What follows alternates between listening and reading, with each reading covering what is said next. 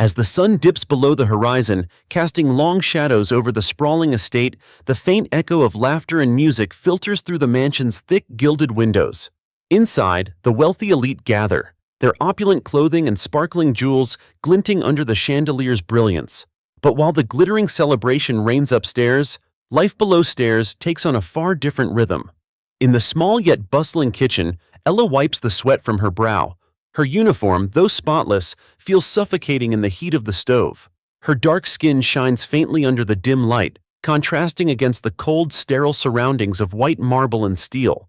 Around her, the clinking of dishes and hurried footsteps indicate preparations for tonight's grand soiree, the annual gala hosted by Mr. Cyrus Wellford, a man as famous for his wealth as for his indifference. Ella has worked as a maid here for 3 years, a silent observer in a world of excess and power. Each day she clocks in, completing her tasks with precision and grace, even as whispers of dismissal or derision occasionally follow her footsteps. Yet, amidst the chaos of servitude, Ella harbors a secret. When the house is shrouded in silence and the occupants retreat to their lavish lives, she dives into a world of bookshire sanctuary of knowledge and imagination. Classics, philosophy, art history, science, and literature have all passed through her hands, shaping a mind rich with understanding and intellect. Tonight, however, feels different. There's an unease in the air as Ella carefully sets the final touches on a silver tray of hors d'oeuvres. Upstairs, the lively chatter grows louder as guests continue streaming in. Opulence coats every surface of the estate, from the velvet curtains to the gold-etched dinnerware. Yet the more extravagant her surroundings, the colder her employer Mr. Wellford becomes. "I need that done faster," crows Cyrus's steely voice from the doorway. His tall frame casts a daunting shadow onto the workers in the kitchen. While the other staff immediately quicken their pace, Ella merely nods, focused yet unafraid. Her quiet composure often infuriates him, though he'd never voice it directly. In his eyes, she is insignificant a cog in the grand machinery of his empire. But Ella doesn't need validation to know her worth. Every indignity he heaps on her only strengthens the resolve in her heart. As the first hour of the party passes, Cyrus strolls through the shimmering event hall, his gaze sharp as he entertains his guests. He halts when he spots her Ella, momentarily present at the edge of the room to refill champagne glasses. He smirks. "Ah, Ella. Always so dutiful," he says mockingly, loud enough for nearby guests to hear. "Tell me, what do you think of such an esteemed gathering? Does it not overwhelm someone of your standing?" The guests chuckle politely, though their awkwardness hangs in the air. Cyrus's attempt to belittle the maid seems unnecessarily cruel to some. But Ella meets his gaze with unnerving calm. Her voice is steady as she responds, "It's quite the display, sir. An orchestra of wealth and ambition, if I may say." There is no malice in her tone, but the undertone of intellect shifts the balance. That simple sentence silences Cyrus briefly, though he masks it with a forced laugh and a quick change of subject. Ella retreats to the kitchen, her heart thundering. She is not angry, she's used to being underestimated. What rattles her is the nagging feeling that tonight is a turning point, though how, she cannot yet tell. Hours stretch into the evening, and the event's grandeur reaches its crescendo. The ballroom becomes a whirl of music and dancing, laughter ringing into the air. Then comes the announcement, a showcase of talents among the guests, a tradition Cyrus added to amuse himself. His goal is not to celebrate artistry, but to reinforce the exclusivity of his social circle.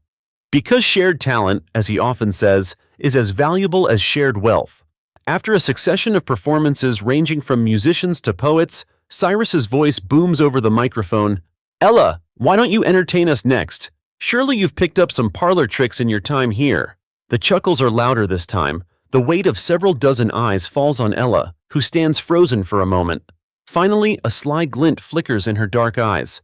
"As you wish, sir," she says, her voice cutting through the room's smug atmosphere.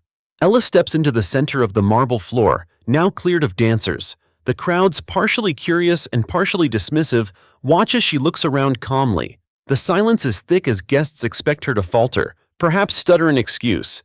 Instead, she surprises them by requesting the piano be opened. A ripple of murmurs spreads across the room. The audacity alone amuses Cyrus, who waves a hand for the piano lid to be lifted. Surely this will be her complete humiliation, or so he assumes. Ella sits with poise, her fingers hovering briefly above the keys as though savoring the calm before the storm. Then, as if channeling raw emotion into every note, she begins to play. The melody is transformative, hauntingly beautiful, and undeniably skilled. Gasps ring out as Ella weaves a masterful symphony, her technique and passion captivating even the most resistant hearts. The room, which minutes ago brimmed with arrogance, now stands in collective awe. Even Cyrus shifts uneasily in his seat, the attempt to hide his discomfort etched into the clenched lines on his face. By the time Ella strikes the final chord, silence reigns, followed by thunderous applause. For the first time that evening, Cyrus does not sit as the undisputed master of the room. It is Ella who commands attention now, but Ella does not stay to bask in the glory. With a nod of gratitude, she leaves the piano and exits the main hall. The impact of her performance lingers, leaving the audience buzzing with whispers. Who is she? How did she learn to play like that? Even the coldest hearts in attendance seem enamored. Upstairs, Ella takes a moment to breathe alone, her hands trembling. It wasn't just about proving a point, it was her declaration of self-refusal to be invisible. Yet in the quiet moments that follow, she senses a storm brewing. For while her performance might have earned admiration, it also ignited something else. A threat. Just as she collects herself, her thoughts are cut short by the sound of deliberate footsteps behind her. She turns to see Cyrus standing in the doorway, his expression unreadable, but his clenched jaw revealing an inner struggle. There is a flicker of something darker in his gaze, something that promises that this night has only just begun. Recap. Ella, a maid in a millionaire's mansion, faces ridicule yet captivates an audience with her stunning piano performance. But triumph gives way to tension as her employer, Cyrus, plots his next move, setting the stage for an escalating conflict. Part 2. The night's cool breeze flows through the open windows of the mansion's employee quarters as Ella clasps her trembling hands. She leans against a chipped wooden dresser, her reflection in the fractured mirror revealing her flushed face. The tension of her earlier performance still hums through her veins, an electric current that refuses to dissipate. As her breathing steadies, she listens closely to the faint, distant echoes of applause that had boomed in the grand hall minutes before. For a single moment, she had commanded their attention. For a single moment, she had mattered. Yet, that fleeting triumph threatens to unravel into something more sinister. The sound of footsteps, deliberate and measured, breaks her reverie. She turns, expecting one of the other maids or perhaps even the housekeeper with another task. Instead, her employer, Cyrus Wellford, fills the threshold of the doorway. His domineering frame is silhouetted against the dim lantern in the hall. His lips curl into a thin smile, though his eyes remain cold and calculating. "Not bad. For a maid," he says, his voice laced with mockery. He steps into the room, his pristine leather shoes grinding faintly against the worn wooden floor. Ella straightens, the flicker of defiance in her gaze impossible to miss. Cyrus's presence alone feels suffocating, but she refuses to cower. "Thank you, sir," Ella replies evenly, determined to keep her tone neutral. Cyrus chuckles, a low, humorless sound. He scans the modest furnishings of the tiny room, his sharp gaze lingering on the stack of books piled by the narrow cot. "You're a woman of surprises, aren't you?" he muses, picking up a worn copy of the Odyssey. He flips through the pages absent-mindedly before tossing it back onto the pile. "It's almost funny, someone like you, imagining herself as part of a story like that. But let me remind you, not all legends have happy endings." The veiled threat tightens the air between them. "If you're implying something, Mr. Wellford, you're welcome to speak plainly," Ella counters, her voice steady but laced with tension. She knows she's playing a dangerous game, but something in her refuses to buckle. Cyrus's polite mask slips for an instant, replaced by a glimmer of irritation. "Don't mistake this as an invitation to test me, Ella. You may have impressed a few dilettantes tonight, but let's not forget your place. Talent is nothing if it's kept in the hands of someone unworthy to wield it." Before she can respond, Cyrus steps closer, towering over her. "The stage isn't for people like you, it's for those who belong there. Keep that in mind." His words drip with venom, meant not only to diminish her pride, but to remind her of the divide he so fiercely treasures. Then, as abruptly as he entered, Cyrus crosses back toward the hallway, his hand resting briefly on the doorframe.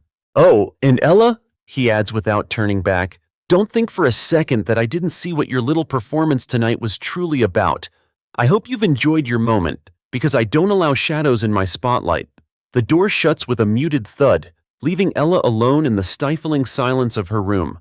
Her fingers grip the edge of the dresser, her knuckles white. A rush of emotions swirls within her. Fear, anger, but most of all, resolve. Cyrus might try to break her spirit, but he doesn't realize that every insult, every attempt to push her down, only strengthens her fire. Hours pass and the mansion finally succumbs to a restless quiet. Most of the guests have left, their expensive coats draped over the arms of chauffeurs waiting at the gates. The staff cleans tirelessly, scrubbing away evidence of the extravagant evening.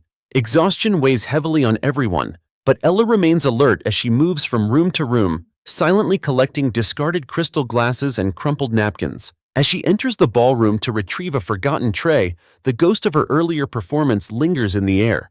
For a moment, the image of the crowd's stunned faces flashes before her eyes, but she quickly shakes it off. Dwelling on that fleeting victory feels dangerous now. A rustling sound breaks the stillness.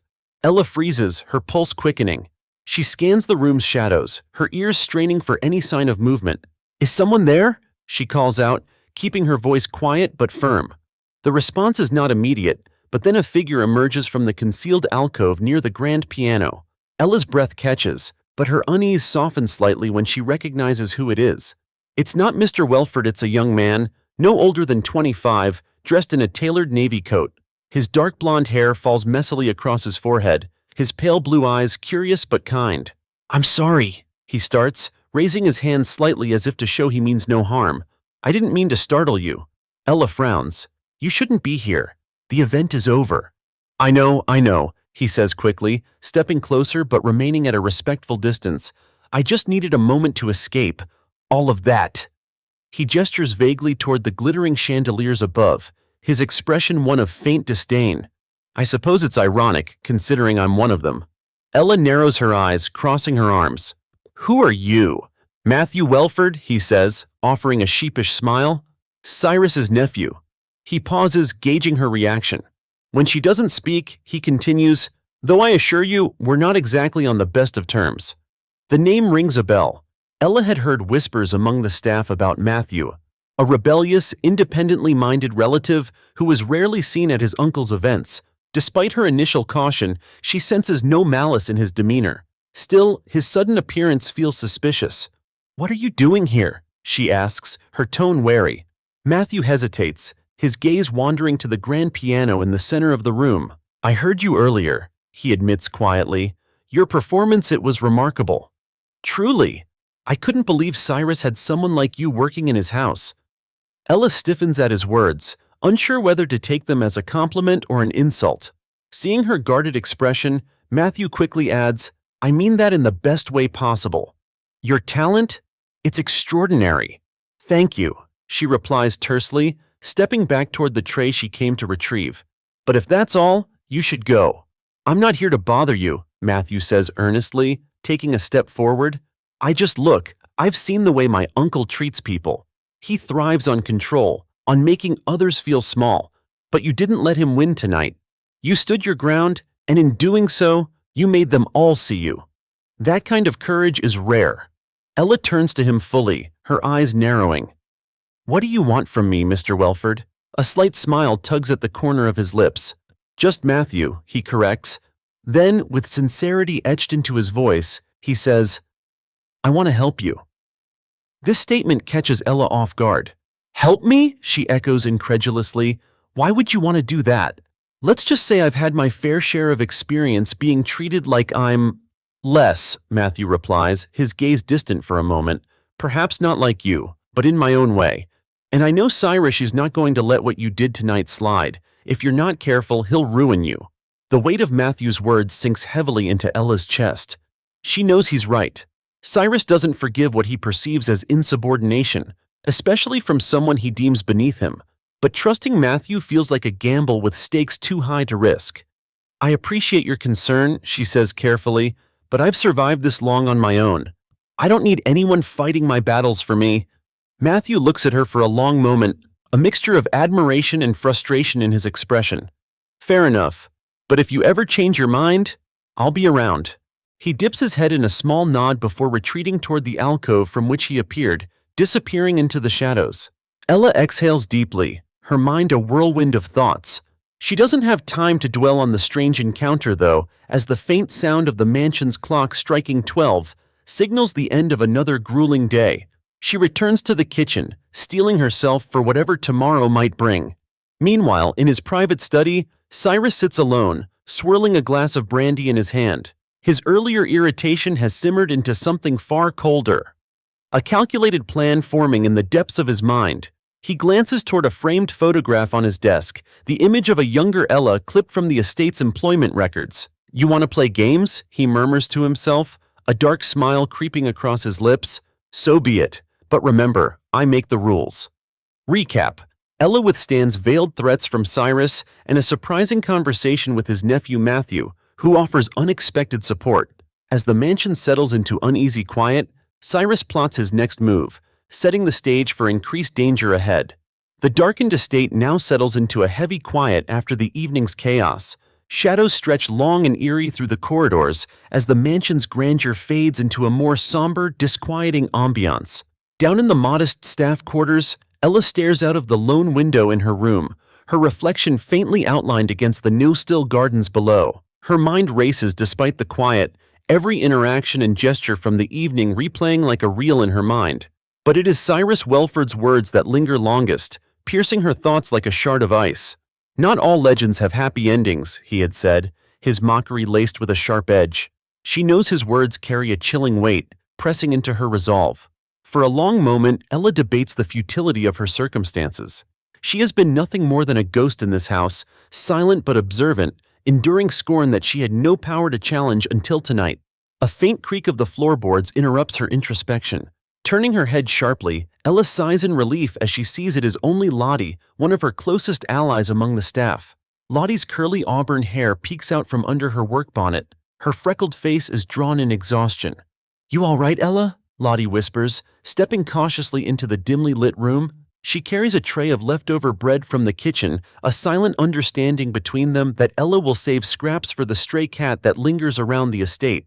Ella nods but does not speak. She doesn't need to. Lottie knows Ella's quiet strength often masks a storm brewing underneath. "That was something else, you know," Lottie continues, placing the tray down carefully on the rickety desk. "I've known you had something special, but tonight you showed them all. Even Mr. Wellford couldn't deny it the way he glared." "He doesn't frighten me," Ella finally speaks, her voice soft yet steady. "But he doesn't need to frighten me to do damage. Men like him don't simply lose." Lottie's expression shifts to one of deep concern. "You're right about that. And after what happened tonight, I'd watch my step if I were you. Cyrus Wellford doesn't forgive or forget." Ella turns back toward the window as if attempting to gather strength from the silence of the night. She notices in the distance faint figures moving near the estate gates. Delivery men, perhaps, or staff wrapping up for the evening. But her instincts tingle a subtle warning. Shaking off the feeling, she turns to Lottie and offers a faint smile. "Thank you for the warning. Get some rest, Lottie." As Lottie leaves, the door softly clicking shut, Ella remains in her room, scanning the meager possessions that populate her space. Her books, some too worn to even have covers anymore, are stacked neatly despite their condition, each one a symbol of hope and resistance. She picks up one from the pile and opens it absently, but her thoughts are too tangled to focus on the familiar words of philosophy. Tonight had been her act of defiance, a crack in the facade of the Wellford empire, but it had come at a cost she might not fully understand until it was too late. Meanwhile, Cyrus prowls the winding hallways of his mansion like a predator assessing its domain.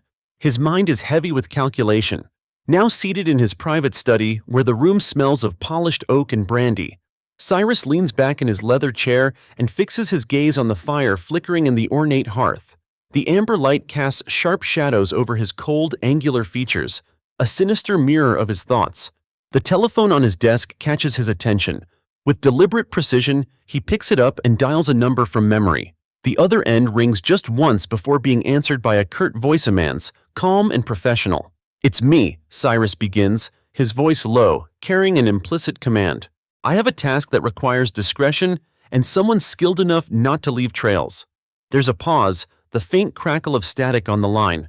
"Consider it done," the voice replies simply, unflinching. Cyrus smirks darkly as he places the handset back into its cradle, satisfaction oozing from his every gesture. Whatever game Ella thought she was playing, he was determined to remind her that he always left the table victorious. Unaware of the imminent storm, Ella rises from her room and steps into the quiet stillness of the servants' wing. She cannot sleep tonight, not with the weight of the evening hanging so heavily over her. Instead, she makes her way through the interconnected pathways of the estate, her footsteps soft against the cold stone flooring. She finds herself drawn toward the ballroom again, where just hours ago she had laid her soul bare before a room of sneering elites. Wandering into its vast empty space, she feels the echoes of her music linger as if etched into the very air. For a few minutes, she loses herself in a daydream of possibilities. What if tonight had changed her fate? What if, despite the barriers that loomed so high, there was a way out beyond servitude? These thoughts are quickly disrupted by the sound of hurried footsteps echoing through the mansion.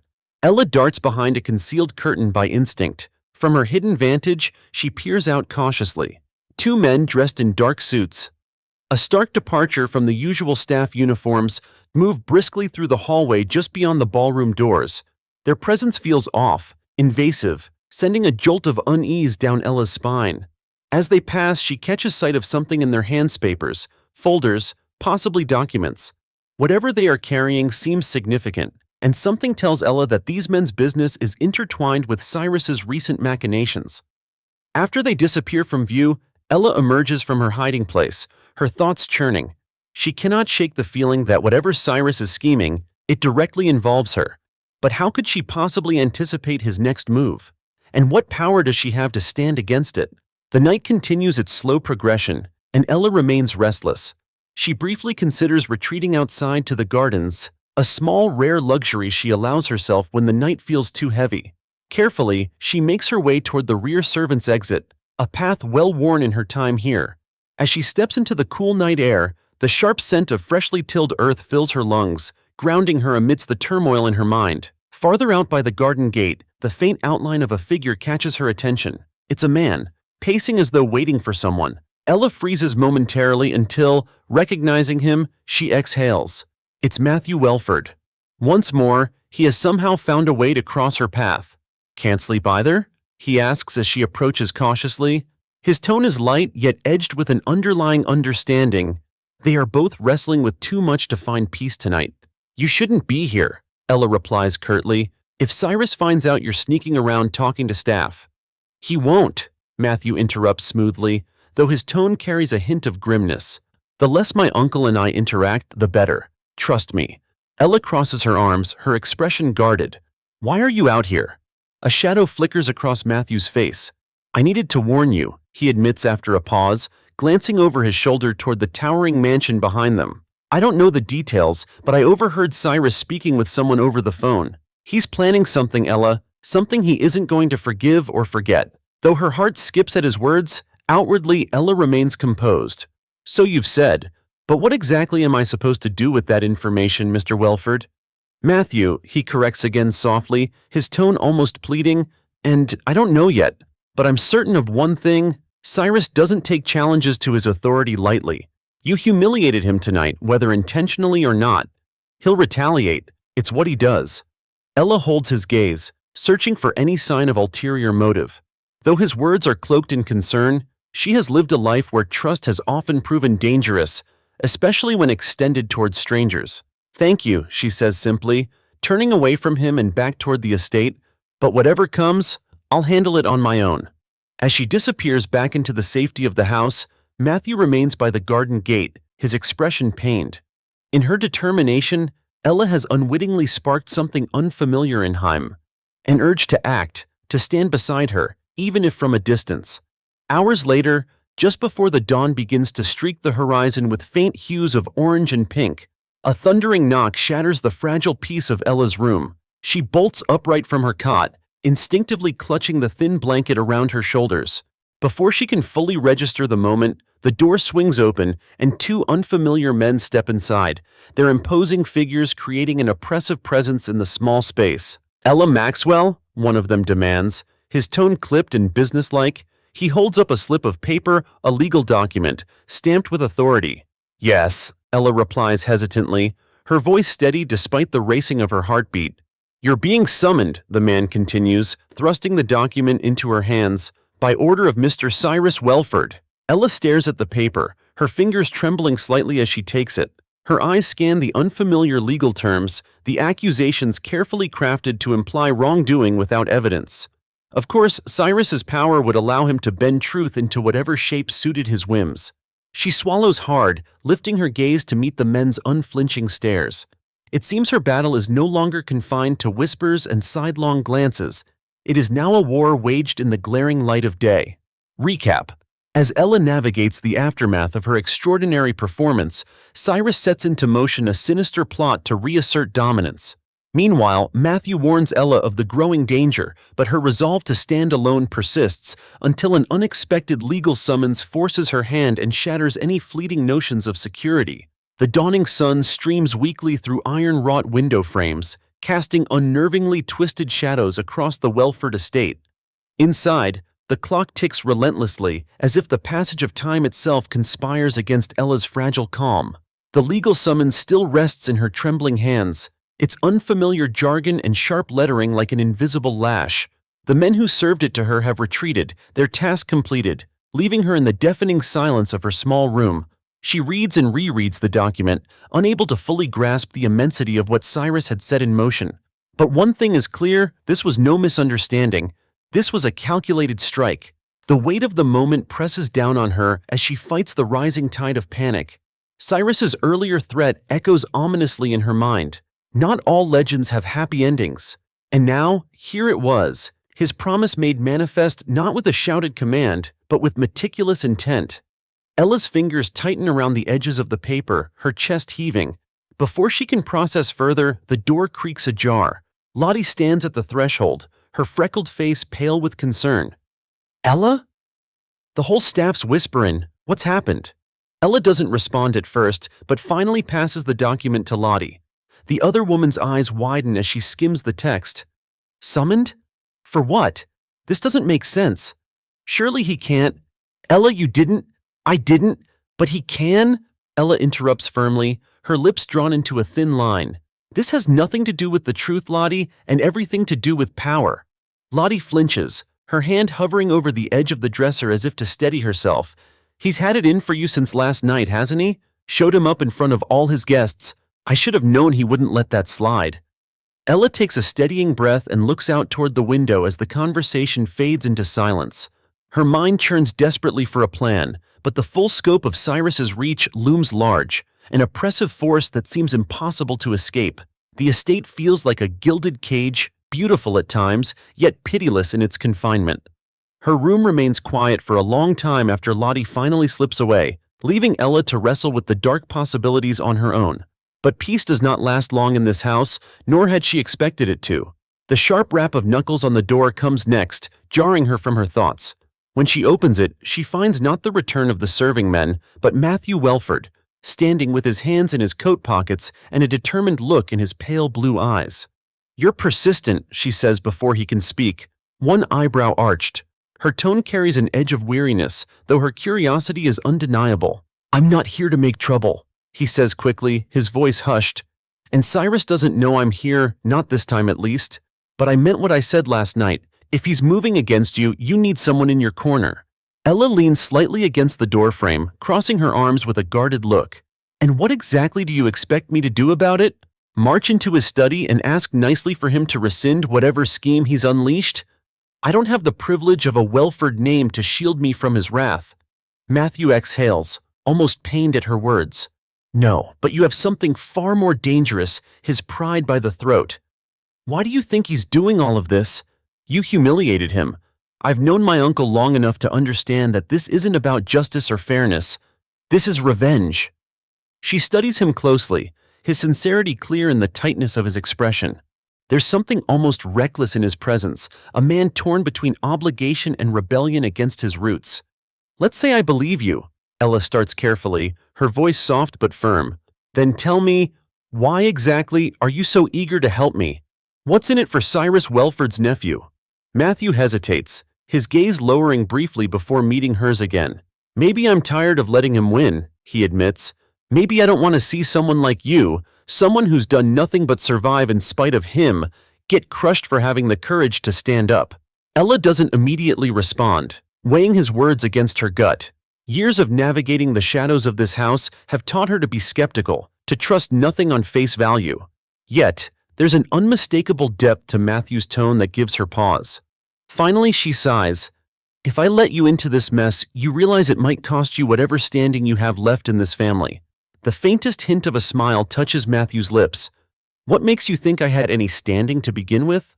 Their uneasy alliance formed. The two of them make their way toward the estate's sprawling library at Matthew's suggestion, one of the few places Cyrus rarely inhabits, its wealth of knowledge relegated to dust as trophies of grandeur. The journey there is cloaked in whispers, the pair darting between hallways to avoid prying eyes. As they reach the ornate double doors of the library, Matthew pushes them open with a determined air. It's a vast, echoing space, its towering bookshelves seeming to reach for eternity. The scent of old leather and parchment hangs heavy in the air, and Ella can't help but feel the faintest flicker of awe despite the dire circumstances. "Why here?" she asks, her voice low. Matthew gestures toward the room absently. "If Cyrus is planning something, there's a chance you'll find traces of what he's digging up on you. He keeps a ledger of every staff member buried in here somewhere. Employment histories, records, personal details. If we can find it, we might learn what angle he's playing." Ella's lips press into a grim line. Convenient, isn't it, that people like him catalog lives as if we're characters in his ledger he can rewrite? Matthew doesn't respond immediately, instead offering a fleeting look of remorse, but he quickly moves to act, scanning the bookshelves with purpose as Ella follows, her sharp eyes trailing along the titles. Minutes pass in tense silence, the sound of rustling pages filling the room. Each moment feels heavier than the last, as if the walls themselves might close in under the weight of Cyrus's shadow. Then, Ella's hands land on a small, unassuming leather volume hidden amid the shelves. Pulling it free, she flips it open, finding neatly scrawled notes on dozens of staff members, entries detailing everything from employment dates to personal anecdotes. Tracing her finger down the columns, she finds her own name. Her breath catches slightly as she reads, Ella Maxwell, age 27, hired 3 years prior, skilled but problematic intelligence. Her jaw tightens as her eyes skate over a note scrawled next to her name in a different ink, fresher than the rest. Monitor closely. Liability level, high. Found something? Matthew's voice breaks her trance as he leans closer, trying to peer over her shoulder. Ella steps back, handing him the book. His brow furrows as he, too, takes in the notes. Liability level, he mutters. He's already marked you as a threat. Whatever he's planning, it likely starts here. As they absorb the implications of the ledger's contents, a sound pierces the quiet, a faint click, followed by footsteps growing louder toward the library doors. Panic flashes across Ella's face as she looks toward Matthew, who quickly tucks the book into his coat and gestures toward a shadowed alcove at the far end. The two barely manage to conceal themselves before the doors creak open, and Cyrus himself steps into the room, flanked by one of the suited men from earlier. His voice is low but sharp, carrying an edge that sends a chill down Ella's spine. The arrangement is finalized, Cyrus says to the man at his side. Make sure it's handled discreetly. I want no backlash, no loose ends. The suited man nods. It will be done, Mr. Wellford. As the conversation continues, Ella and Matthew exchange a tense look from their hiding spot. Her heart pounds in her chest, every instinct screaming at her to run, yet she remains frozen, unwilling to risk exposure. Finally, as Cyrus and his companion exit the library, the door snapping shut behind them, the two let out the breaths they hadn't realized they were holding. What arrangement? Ella whispers to Matthew, a ripple of dread spreading through her voice.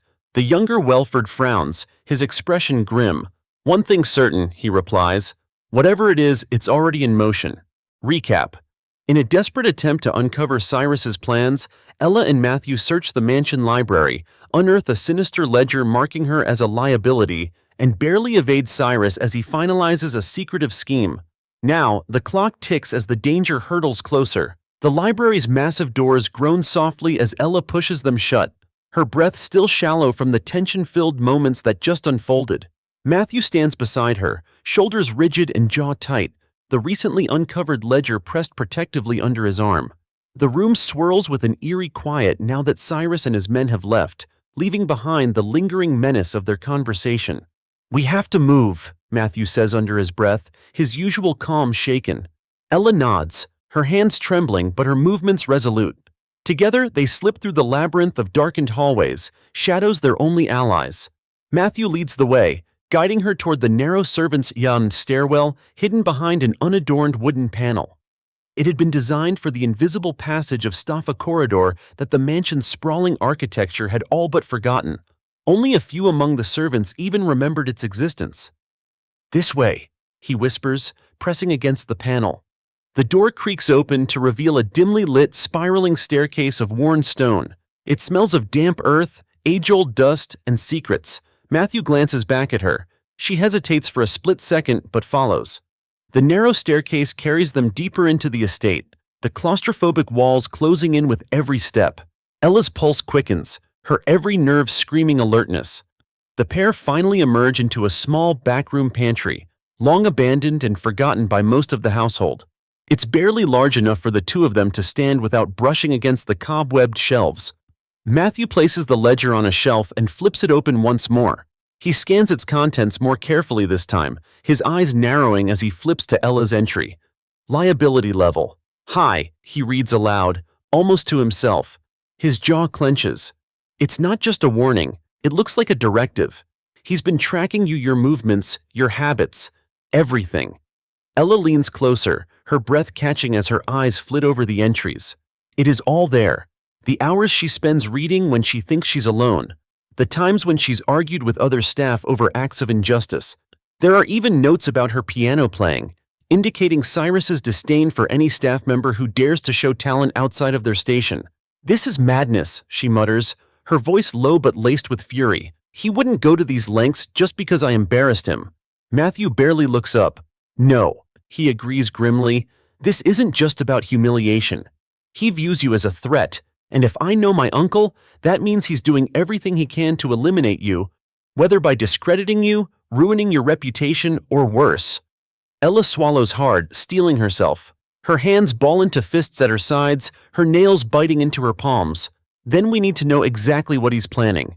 This ledger is proof, but it's not enough." "There's more," Matthew says after a pause, flipping to the back pages of the ledger. His voice drops even lower. "Entries about bribes, hush money, even surveillance of guests, things that could destroy him if they came to light. If we could get these into the right hands," Ella cuts him off with a sharp shake of her head. "Even with evidence like this, someone like Cyrus doesn't fall easily. He has money, power, connections. They shield him from almost anything. We'd need something big, something he can't conceal or talk his way out of." Matthew exhales through his nose, as if frustrated by the truth of her words. "There might be something," he says reluctantly. "Cyrus, he keeps a private vault in his study. It's where he hides his most sensitive documents, the ones even I don't have clearance to see. If we could access it," Ella cuts him a sharp glance. "A private vault? Impossible to enter without him knowing.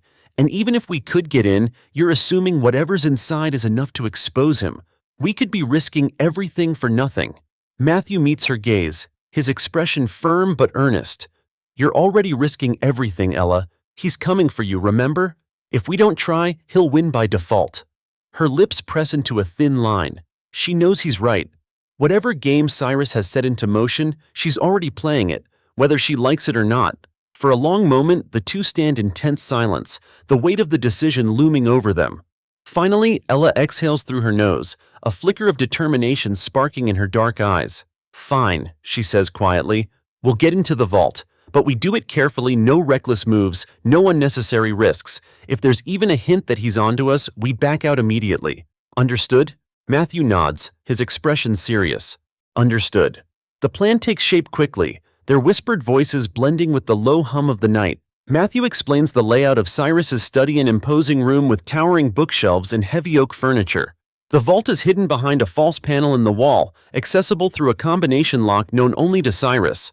But Matthew, ever observant during his years of estrangement from his uncle, had once glimpsed him entering the code. He doesn't remember the exact sequence, but he knows enough to narrow it down to a few possibilities. "And if he's in the study?" Ella asks, her tone measured but tense. Matthew hesitates. "Then we wait. Cyrus has a routine. He spends most nights in his study until around 2 a.m. After that, he retires to his private quarters. We'll have a narrow window between then and dawn to move. Ella nods, her mind quickly cataloging each detail. It's a dangerous plan, but it might be the only chance they have. With time slipping away, the two retreat to their respective hiding places to wait out the hours. Ella finds it almost impossible to rest, her thoughts racing with possibilities and contingencies.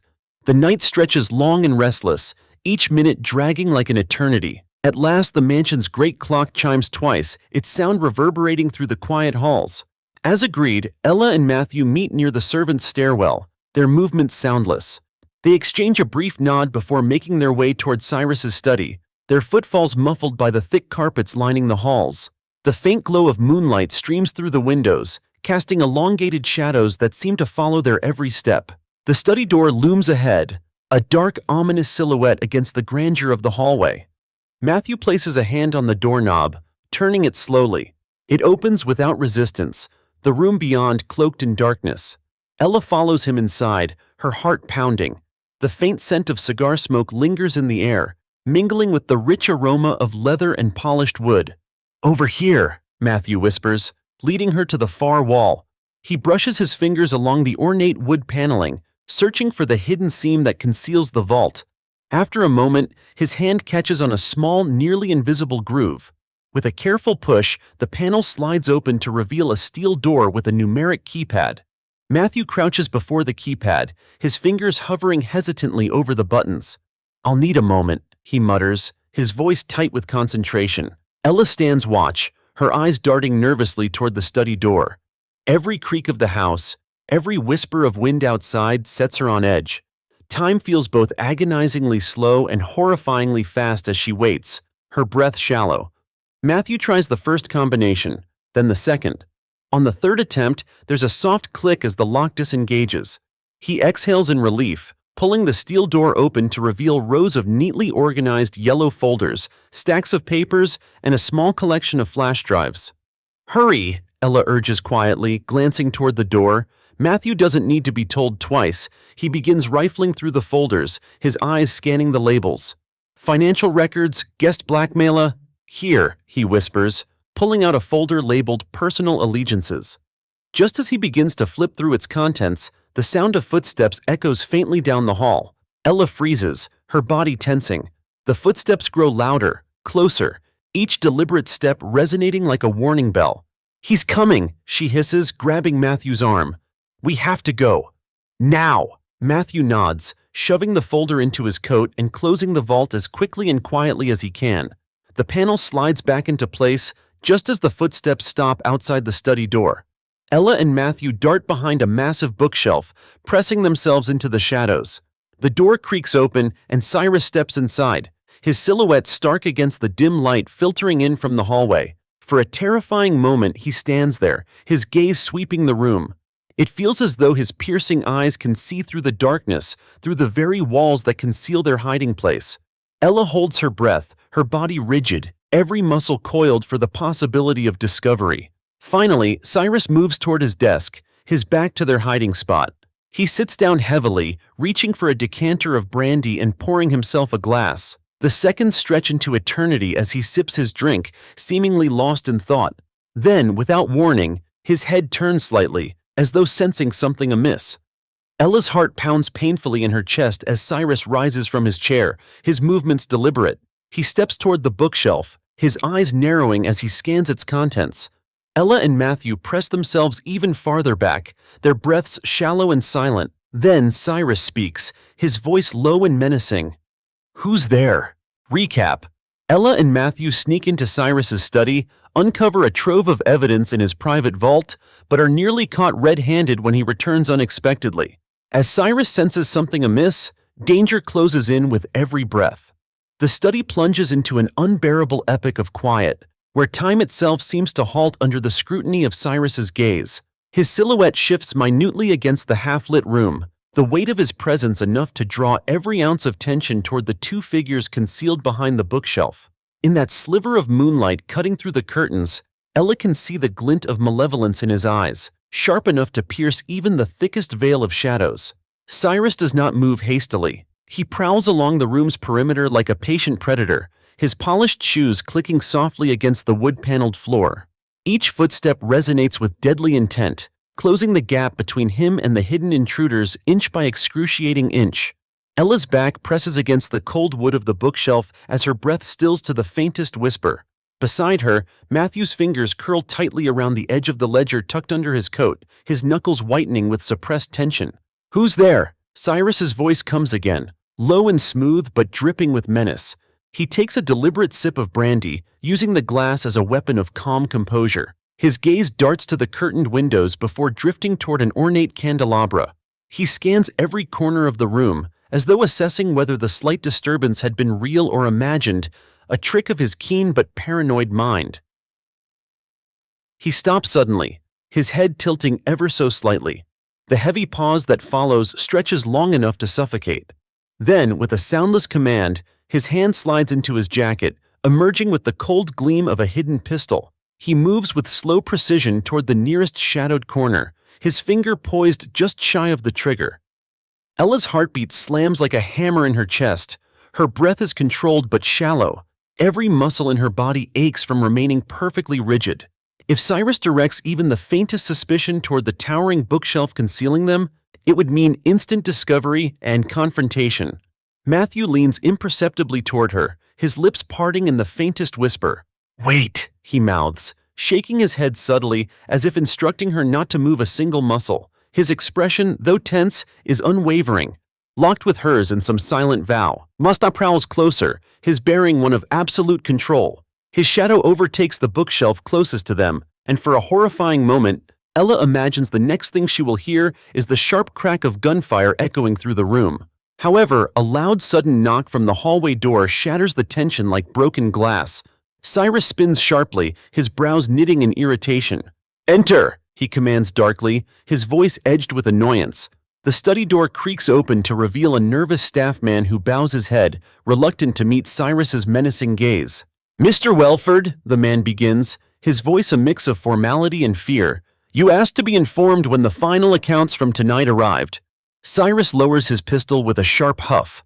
The interruption mollifies his earlier suspicion, drawing his attention away from the place where Ella and Matthew remain concealed. He motions impatiently for the messenger to continue, a gesture that carries the inherent threat of his short temper. "Yes, sir," the man stammers, holding out a thin folder. "About the guests, additional contributions.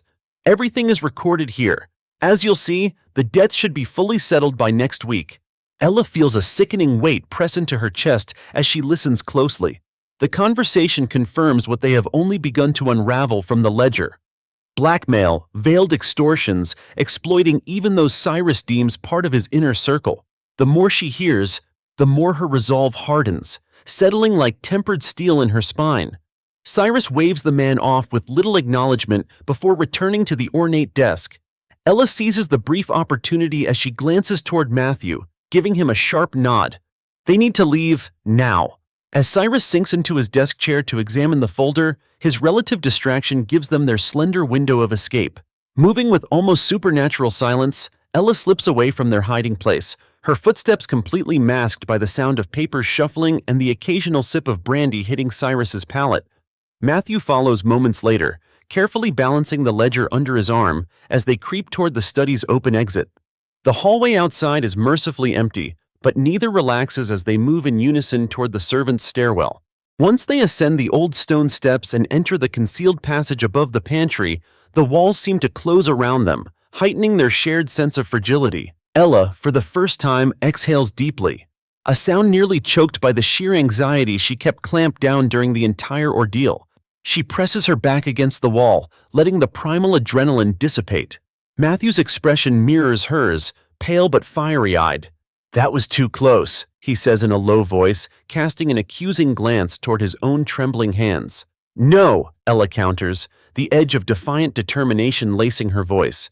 "We couldn't have left empty-handed." Before Matthew can form a rebuttal, she steps closer, her glare forceful. "Whatever your uncle meant by no loose ends, it's clear now that we'll find the missing pieces locked in those financials. The blackmail, the vault, it's a maze, and we're going to uncover its center no matter what. And when we do," he replies abruptly, almost hesitantly. "What then? You saw what just one room filled with his secrets looked like, and those are the ones he's chosen to hide. His grip doesn't just damage individuals, it destabilizes lives. To bring him down, we expose it all," Ella says firmly, her tone brooking no argument. She straightens her spine, a faint fire sparking in her gaze. "You witnessed what he was plotting even before today. If you truly want to stop him, it has to be indisputable documents, witnesses, every tangled thread laid as bare as tonight's shame." Matthew holds her stare for a long moment before nodding yes, though his frown suggests the weight of the stakes hasn't been lost on him. Before Ella can press further, Lottie's voice hisses softly from the narrow servants' entrance nearby. "Matthew? Ella? We've been spreading whispers all hour. Please tell me you're both alive." Ella steps into view. "Barely." The sight relieves Lottie, though she folds her arms as though readying herself to scold a sibling. "You pair could learn another ounce worth caution," she mutters crossly. "Nobody misses you yet downstairs, but it'll tick forward like clock mechanics soon." "Soon," Ella replies. Yet there's a biting edge curling almost cruelly under those lines she carries. No matter distraction's thin veil soon stretching onward over illusion, that buys careful advantage now, yet waiting beyond lay crimson inevitability tests, prepared fate. Whichever line solidifies keeps silent until achingly told. Recap, recap, part bravery, stuntifiable, differing individuals altogether forthcoming talents, stage difficulty, escalates safeguards, survival resilience, calls cutting arrangements, neither possessible, additional, running knowing. The dim morning light stretched reluctantly over the estate, as if even the sun hesitated to witness what the day would bring. The air stood heavy, carrying the weight of unsaid threats and veiled plots. Ella looked down at the fragile shred of folder paper Matthew had hidden under his lapel, a small but crucial piece of Cyrus's empire of secrets. She had escaped the study unseen, narrowly avoiding disaster, but the oppressive feeling had not left her. Each step forward she took from that room felt like stepping closer to the lion's den rather than away from it. In the same corner of the back pantry where they'd reconvened, Ella paced. Her movements were deliberate and restrained, but her mind galloped with thoughts far less orderly. Across from her, Matthew sat against the narrow, dust-covered wall, his elbows propped on his knees. The yellow folder now splayed between them seemed impossibly small to carry the weight of what it represented: destruction, deception, and the webbed control Cyrus wove around everyone within his grasp. "We need to consider how we use these things," Matthew whispered, his pale blue eyes sharp but weary. He flipped through the pages inside the folder again, his brows drawn close together. "This isn't just blackmail or bribe payouts. These are investments in weaponry, procurement of influence-buying authority, not just pressuring people into compliance. If all of this gets out," Ella cut him off, her voice low but forceful as she crouched next to him. "Then Cyrus Wellford has more to lose than just his bank account." Her brow furrowed. But also, what could he possibly need this kind of leverage for? He has wealth. He has power. Why would someone like that need something more than dominance over this estate? Matthew shrugged lightly, but there was no mistaking the troubled twist in his lips. "This isn't about maintaining control over his comfortable little empire," he murmured grimly. "The problem with people like my uncle is that they never stop looking for more. He isn't trying to consolidate power here, he's twisting this into something else to influence something bigger than this estate. Maybe even bigger than this state's jurisdiction." His words carried logic but sat bitterly between them nonetheless. Ella's jaw clenched, and she shifted her weight slightly to look over the documents, though most of the intricate numbered columns meant little passage to her practical knowledge. "And you think revealing this little corner he's carved will stop him? You know as well as I do that Cyrus's power isn't just numbers on paper or vault combinations. His influence goes well beyond anything you or I can directly confront. It ripples into every lawmaker, police chief, and businessman this state could offer."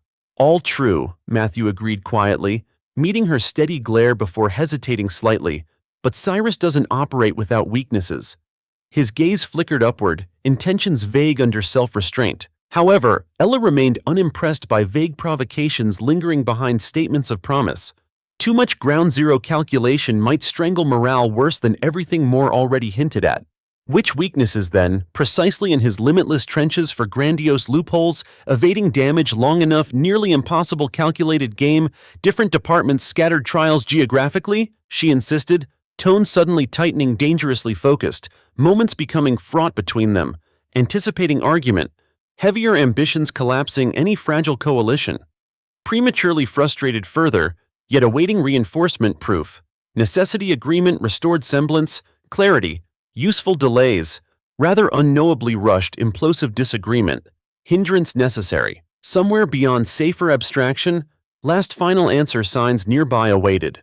Trusting wagering productivity specific threats identified responses, Ella muttered, conducting nearby assisting manually scanning logic, plausibly credible answers, those left all stretch artificial ingenuity, past contingency maneuvers, defining bridges, rickety cliffage failure curves, whatever odds necessity, survival fear gains tracking trajectories, adjusted those resignation hopeful compared, resolute reminders, growing tension, consistency, allies, rival claims, awaiting validity, imminent crisis, independent listeners, divert information, difficulties, obstacles converging, perhaps constrained, analyzed breach tests, sanity, foresight stability, loyalty grounding, finally unified, stronger eternal persisting platform efforts, symmetrical cooperative upright concrete details. All solutions. Battles divided situations. The glow of the setting sun bled crimson through the grand windows of Cyrus Wellford's mansion, casting jagged, ominous shadows across the floors. Somewhere deep within the estate, Ella's breath came shallow and sharp, her pulse quickening with each passing second. She clutched the small yellow folder against her chest as though the fragile pages inside might somehow protect her from the storm fast approaching. The weight of what they had uncovered, the incriminating evidence buried in Cyrus's personal vault, seemed almost too much to carry. But there was no turning back now.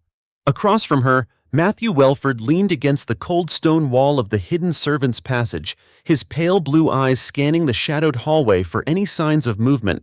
Despite his outward calm, Ella could see the faint tremor in his hands, still gripping the edge of the stolen ledger. It was as if the reality of their actions was only now beginning to dawn on him. "We've crossed a line," Matthew whispered, his voice barely audible over the steady hum of silence that filled the passage. "This isn't just rebellion anymore, Ella. Cyrus will never forgive us for this." Ella's jaw tightened, her dark, determined gaze locking with his. "He was never going to forgive me," she replied quietly, her voice laced with a cold edge. "I've been a threat to him since the moment I refused to cower. This is simply the next step." Matthew frowned, pushing a hand through his disheveled blonde hair. He wanted to believe her resolve was unshakable, but the weight of their situation loomed larger with each second. "What's the plan then?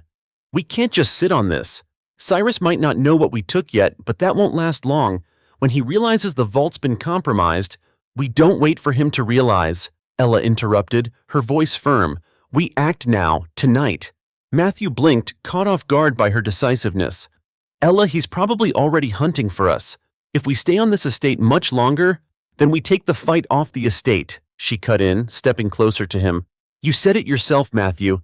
The evidence we have is enough to destroy him, but it won't mean anything if we can't get it into the right hands." He hesitated, considering her words. "The police?" Ella shook her head. "Cyrus owns half the authorities in this city. They'll bury this before it ever sees the light of day. No, we need someone untouchable. Someone who could make this public without fear of repercussion." Matthew's brow furrowed in thought. "I might know someone," he said slowly, a note of uncertainty creeping into his voice. "An old family acquaintance. He's a journalist, a good one. If anyone could take this and run with it, it's him." Ella's gaze hardened with resolve. "Then that's where we go." Before Matthew could respond, the faint sound of footsteps echoed through the passage, sharp and deliberate. Ella froze, her heart pounding loudly in her ears. Matthew's eyes widened in alarm, and he gestured for her to follow him deeper into the hidden corridor. They moved quickly but silently, their steps muffled by the thick layer of dust that coated the floor. The footsteps grew louder, closer, every step carrying the unspoken thread of discovery. Ella pressed herself against the cold stone wall, clutching the folder tightly as she strained to hear. The rhythm of the intruder's movements suggested experience, someone who knew these passages as well as they did. "It's one of Cyrus's men," Matthew whispered, his voice barely audible. "They must have figured out where we went." Ella's mind raced, calculating their options.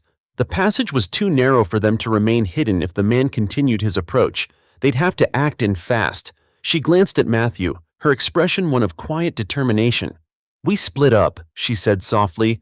"I'll lead him away. You take the evidence and get out of here." Matthew's eyes widened, his expression shifting to one of alarm. "Absolutely not. Ella, I'm not leaving you behind." She met his gaze, her voice calm but firm. "You're the only one who knows this journalist. If Cyrus catches me, I can stall him. But if we lose this folder, we lose everything." Matthew hesitated, torn between his instincts to protect her and the logic of her plan. Finally, he nodded, though the reluctance in his expression was palpable. "Be careful," he whispered. Ella offered him a faint, determined smile. "You too." Without another word, she stepped out of the alcove and into the passage, her movements deliberate yet calculated. The sound of her footsteps echoed faintly, drawing the attention of the approaching man.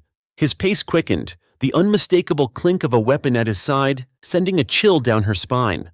Ella led him deeper into the labyrinthine corridors of the estate, weaving through narrow hallways and forgotten staircases. She moved with purpose, her movements fluid and precise, but her mind remained sharp, calculating every turn and twist. The man followed closely, his heavy footsteps echoing like a drumbeat of impending danger. Meanwhile, Matthew emerged from the hidden passage into the main section of the estate. He moved quickly but cautiously, keeping to the shadows as he made his way toward the servants' entrance. The folder felt impossibly heavy in his coat pocket, its contents a burden he knew he couldn't afford to lose. As he reached the kitchen, he nearly collided with Lottie, who gasped in surprise. "Matthew? What on earth are you? No time to explain," he whispered urgently, gripping her arm. "I need your help." Lottie frowned but nodded, her expression resolute. "What do you need?" "A way out," he replied, without anyone noticing. Lottie glanced around, her mind racing. Finally, she gestured toward the back exit. "Follow me." Together they slipped out into the cool night air, the sprawling gardens of the estate stretching out before them. Matthew hesitated for a moment, glancing back toward the mansion, his thoughts with Ella. But there was no time to dwell, he had a mission to complete. Meanwhile, Ella's cat-and-mouse game with Cyrus's man continued.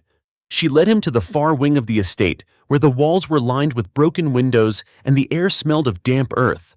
The corridors here were darker, more foreboding, each shadow a potential hiding place. Finally, Ella ducked into an old supply room, her breath coming shallow and quick. She pressed herself against the wall, listening closely as the man's footsteps approached. He entered the room slowly, scanning the darkness with sharp, calculating eyes. Ella steadied herself, her mind racing. She knew she couldn't outrun him forever, but perhaps she didn't need to. Reaching for a discarded wooden plank on the floor, she gripped it tightly, her heart pounding in her chest. As the man stepped closer, she swung the plank with all her strength, striking him across the head. He stumbled, dazed but not defeated. Ella didn't wait for him to recover. She dropped the plank and bolted, her footsteps echoing through the halls as she put as much distance between herself and the man as possible. She didn't stop until the faint light of the main estate came into view, her breath ragged but her resolve unbroken. As she slipped back into the mansion, her thoughts turned to Matthew. She could only hope he'd escape successfully and that the evidence they'd risked everything to obtain would be enough to bring Cyrus Wellford to his knees. Recap: Ella and Matthew split up to evade Cyrus's men, with Ella leading their pursuer away while Matthew escapes with the incriminating evidence. Their daring plan pushes them closer to exposing Cyrus's empire, but the cost of their actions grows with each passing moment. The estate was cloaked in heavy silence, the kind that seemed ready to crack open with the slightest disturbance. Moonlight poured through the tall windows, illuminating the antique furniture and the gaudy displays of wealth that filled the Wellford mansion. Ella slipped through the labyrinthine halls, her breath shallow, her shoulders taut as a coiled spring. The events of the night had left her raw, every nerve alight with tension. But there was no time for fatigue, there was too much still at stake. The yellow folder, now safely in Matthew's hands, contained the keys to Cyrus's downfall. But Ella knew that simply possessing the evidence wasn't enough. Unveiling Cyrus's empire of corruption required precision, timing, and courage, a dangerous concoction that now burned within her. As she moved toward the servants' quarters, her mind spun, formulating the next steps. Lottie appeared from a dim hallway, her face pale but set with determination. "Ella?" she whispered, glancing nervously over her shoulder. "Please tell me you know what you're doing. The whole place is on edge. Cyrus's men are everywhere, and they're not being subtle." Ella met Lottie's gaze, the fire in her eyes unwavering. "We don't have a choice anymore, Lottie. He's coming after us, and if we don't move first, he wins." Lottie hesitated, wringing her hands as her lips tightened into a grim line. "If you're determined to do this, you'll need help more than Matthew can give you." Her freckles seemed more pronounced under the dim light, her expression a mix of fear and loyalty. "You're not fighting one man, Ella. You're fighting all the power he holds." "Then I'll fight with everything I have," Ella replied, her voice low but resolute. "But you're right, I can't do it alone." She stepped closer, placing a hand on Lottie's shoulder. "Are you with me?" Lottie didn't answer immediately. Her eyes darted to the floor, then back to Ella's determined face. Finally, she nodded. "All right," she said quietly. "I'll do what I can. Just don't get yourself killed." Ella squeezed her shoulder briefly before slipping past her. Her destination was clear. She needed to find Matthew to finalize their plans, and she knew exactly where to look. Matthew paced in the dim gloom of the estate's abandoned carriage house, the yellow folder resting on a makeshift table in the center of the room. His breath fogged in the cool night air as he replayed the sequence of events over and over in his mind. Had they left any traces? Had Cyrus already pieced together their involvement? The weight of the stolen evidence pressed heavily on his conscience. When Ella entered, her movement swift and purposeful, Matthew's tension eased slightly. "You made it," he said, relief evident in his voice, but it was quickly replaced by concern as he saw the intensity in her expression. "Early," she replied. "Cyrus's men are searching everywhere. It's only a matter of time before they figure out we've got the folder. We need to move now." Matthew nodded, gesturing to the yellow folder.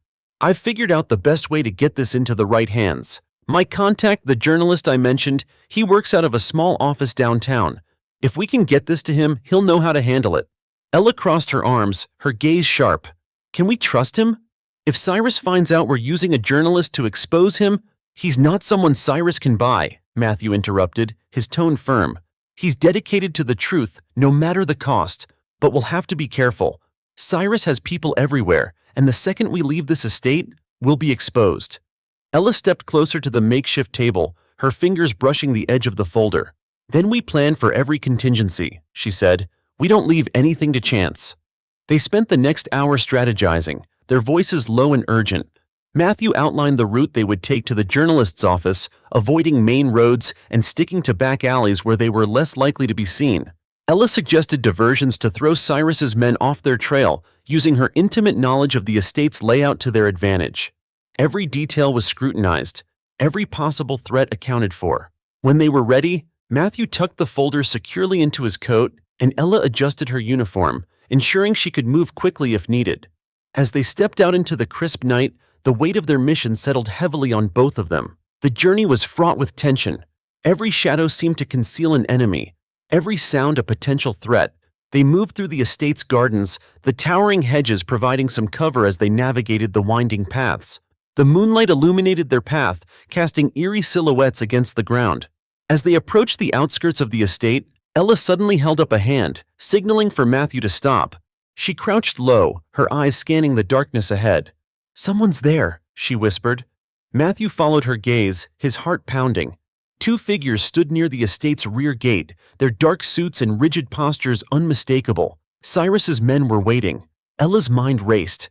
They couldn't afford to turn back now, but confronting the guards directly would be suicide. She glanced at Matthew, her expression grim. "Stay here," she whispered. "I'll create a distraction. When I draw them away, you slip through the gate." Matthew grabbed her arm, his grip firm. "You can't, I can," she said sharply, cutting him off. "You said it yourself, Matthew. This folder is everything. We can't risk losing it." He hesitated, his pale blue eyes searching hers for a moment. Then, reluctantly, he nodded.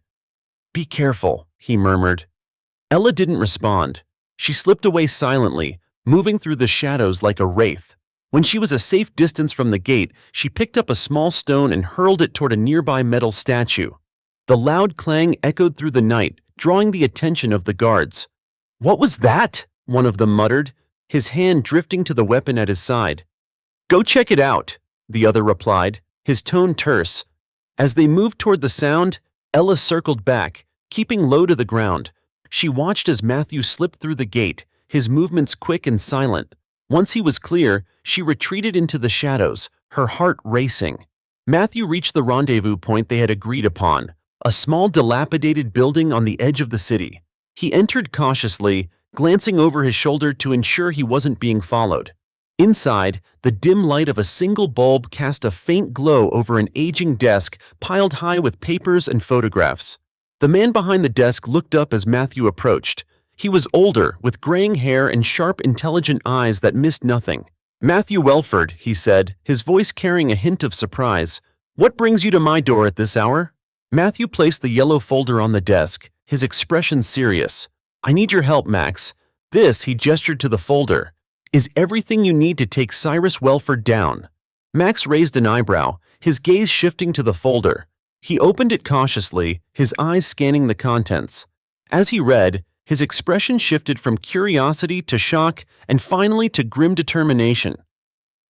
"This is big," Max murmured, his fingers tracing the edge of one of the pages.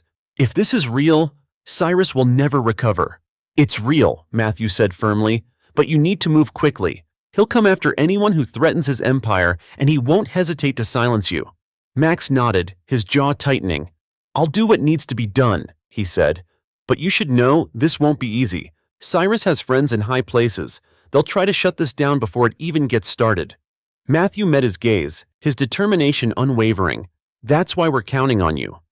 Back at the estate, Ella faced her own challenges. The guards had resumed their posts, and she was trapped within the confines of the mansion. She moved carefully through the hallways, avoiding the areas where Cyrus's men were most likely to be.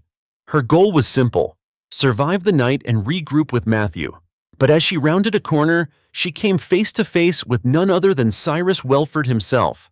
His expression was cold, his piercing gaze locking onto her immediately. "Ella," he said, his voice smooth but laced with menace. How unexpected. Ella straightened, her heart pounding but her face betraying none of her fear. "Mr. Wellford," she replied evenly. Cyrus took a step closer, his presence overwhelming. "You've been quite busy tonight," he said, his tone dangerously quiet. "Care to explain?" Ella's mind raced, but she remained calm. "I don't know what you mean, sir." He smirked, the expression sending a chill down her spine. "Don't play coy with me, Ella. I know what you've been up to, and I assure you, there will be consequences." As he stepped even closer, Ella felt her resolve harden. She met his gaze head-on, her voice steady as she replied, "Do what you must, Mr. Wellford. But know this, you won't silence me." For a moment, Cyrus said nothing. Then, a slow, cruel smile spread across his face. "We'll see about that," he said softly. Recap. Matthew successfully escapes the estate with the incriminating evidence, handing it over to a trusted journalist. Meanwhile, Ella remains behind, only to come face to face with Cyrus, setting the stage for their most dangerous confrontation yet. The first rays of dawn began streaking the sky as Cyrus moved deliberately through his vast mansion, his polished shoes clicking steadily against the marble floor. The golden light from the windows seemed an odd contrast to the tension that gripped the air. It was quiet and nervingly so. His sharp gaze swept the grand hallway as he pieced together the events of the night. Reports from his men had trickled in suspicions about missing documents, whispers of betrayal, and now Ella's defiant gaze burned in his memory. He curled his fingers slowly, as though crushing some invisible force in his grasp. Ella remained quiet in the far corner of the estate, confined to a small study room near the servants' area. Her chest rose and fell rapidly, the tense confrontation with Cyrus moments ago still roaring in her mind. His voice, dripping with malice, had promised retaliation. She had not broken, but the weight of his presence and the steel in his threats sat heavily on her chest like an immovable stone. Calm and still on the outside, she quietly steeled herself for what was to come. Time was now her sharpest ally, but also her fiercest opponent. Thoughts churned rapidly in Ella's mind, her intellect spinning through scenarios, calculations, and risks. Cyrus would strike, and she had no illusions about how ruthless he could be. She clenched her fists. Surviving the night had been a victory in itself, but this wasn't over yet. Far from it. The entire house felt like a trap waiting to spring. Meanwhile, at the journalist's office in the outskirts of the city, Matthew sat stiffly in one of the worn leather chairs, watching Max thumb through the contents of the yellow folder. The dim light cast deep shadows across the room, heightening the tension that hung heavy in the air. Each time Max turned a page, Matthew's heart pounded harder, his anticipation mingled with dread. Max finally leaned back in his chair, eyes fixed on the folder's damning evidence. "You weren't exaggerating," he said finally, his voice low and grim. "This isn't just leverage, this is outright criminal activity. Bribes, extortion, illegal funds. He's got his hands in everything." Matthew nodded tightly. "And that's just the tip of it. If we dig deeper, we'll find more." Max's sharp gaze flicked to Matthew's. "But you realize what this means, don't you? Once this goes public, it'll be a war. Cyrus Wellford isn't just going to sit back and let this destroy him. He'll come after you, anyone involved. Are you ready for that?" "I don't care what happens to me," Matthew said firmly, though tension rippled through his posture. "Ella's the one in immediate danger. Cyrus is hunting her as we speak. That's why we need to act fast." The older man studied him for a long moment before nodding.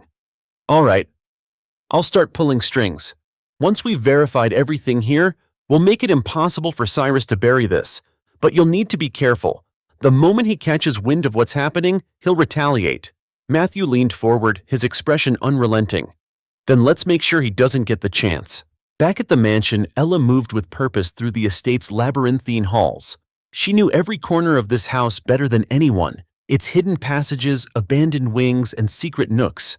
It had been her prison for years, but tonight it was her weapon. She kept to the shadows, her movements silent as a ghost's. Around her, the mansion buzzed with subdued activity as Cyrus's men searched tirelessly. It was clear now, they knew something was missing. 2 guards patrolled the corridor ahead. Ella pressed herself against the wall, her breath barely audible. She couldn't risk being caught, not here. The men exchanged a few words, their voices low before separating. Ella seized the opportunity, slipping through an arched doorway into an unused parlor. The room was dark, its furniture shrouded in white sheets like forgotten relics. She stifled the urge to pause, to let down her guard even for a moment. Survival demanded sharpness, discipline. Cyrus's voice echoed distantly from the main hall, carried by the cavernous acoustics of the mansion. His tone was restrained but icy, commanding swift action from his loyalists. "Leave no corner unchecked," he ordered. "Whoever touched that vault will be found, and they will regret it." Ella clenched her jaw, the clipped words firing up something fierce inside her. Cyrus underestimated her resolve, her resourcefulness. She had no illusions of a clean escape or easy justice, but she would not go down quietly. Her mind raced with thoughts of Matthew, of that folder now far from the estate's clutches. If he succeeded, if they succeeded, the empire Cyrus had built on fear and manipulation would crumble. Ella's careful maneuvering brought her to the servants' stairwell, a narrow spiral tucked away in the bowels of the house. She descended swiftly but silently, the worn stone steps familiar beneath her hurried footfalls. Her destination was clear, the mansion's boiler room. Hidden among its industrial pipes and machinery was an access hatch that led to an external maintenance tunnel, a potential escape route she'd mapped out long ago but had never attempted to use. Shoving fear aside, she pressed forward. Matthew strode through the dim streets under the cover of dawn. The air carried a faint chill, rippling through the fabric of his coat. He clutched the folder tightly, Max's warnings echoing in his head. His uncle would not rest until all threats to his dominion were neutralized. That knowledge weighed heavily on him, but it also fueled his determination. Too many innocent lives had been crushed under Cyrus's heel. Enough was enough. The city began to stir as the first signs of morning lit the horizon. Market stalls opened. Vendors began unpacking their wares, and the murmur of urban life grew steadily. For a fleeting moment, Matthew envied the normalcy of it all. His life had never been simple, not with the Wellford name shackled to him. But now, for the first time, he felt free from its chains. He wasn't running from his family anymore. He was standing up to it. His thoughts lingered on Ella. She was still in the lion's den, facing dangers he couldn't protect her from. Guilt gnawed at him, but he pushed it aside. She was stronger than anyone he knew. He had to trust that she would find her way through this. Their paths would cross again, he told himself, but for now, he had to keep moving. The boiler room was sweltering, even in the early hours. Steam hissed intermittently from the aged pipes, filling the air with a humid fog. Ella slipped through the heavy metal door, her movements cautious but composed. She scanned the dimly lit space, her sharp gaze settling on the access hatch hidden behind a rusted workbench. Her pulse quickened as she moved toward it, tugging the obstruction aside with quiet determination. As she worked to free the hatch, the sound of approaching footsteps made her freeze. Her breath caught, her body instinctively lowering into a defensive stance. The door creaked open and a shadowed figure stepped inside. For a split second, dread gripped her, but the tension melted when she recognized the frame of Lottie. "Ella?" Lottie whispered urgently, glancing over her shoulder. "They're closing in. You don't have much time." Ella nodded, resuming her efforts on the hatch.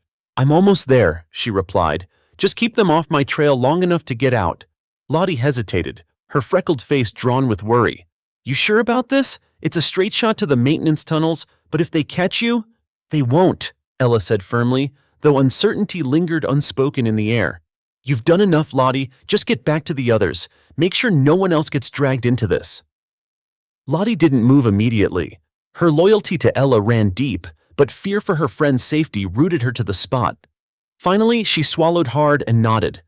"Be careful," she murmured, before slipping out the way she had come. Moments later, the hatch gave way with a reluctant creak. Ella gripped its edge, peering down into the yawning darkness. The tunnel beyond was narrow, damp, and uninviting, but it was freedom. Without hesitation, she climbed down, her feet landing softly on the slick stone floor below. She slid the hatch back into place, plunging the tunnel into near-total darkness. The air was heavy with the scent of mildew and earth, and the faint drip of water echoed eerily around her. Ella moved cautiously, her footsteps splashing softly with each step. The tunnel stretched endlessly ahead, curving slightly before disappearing into shadow. But Ella didn't falter. With every step she took, she put more distance between herself and the suffocating grip of Cyrus Wellford. And yet she knew this escape was only the beginning.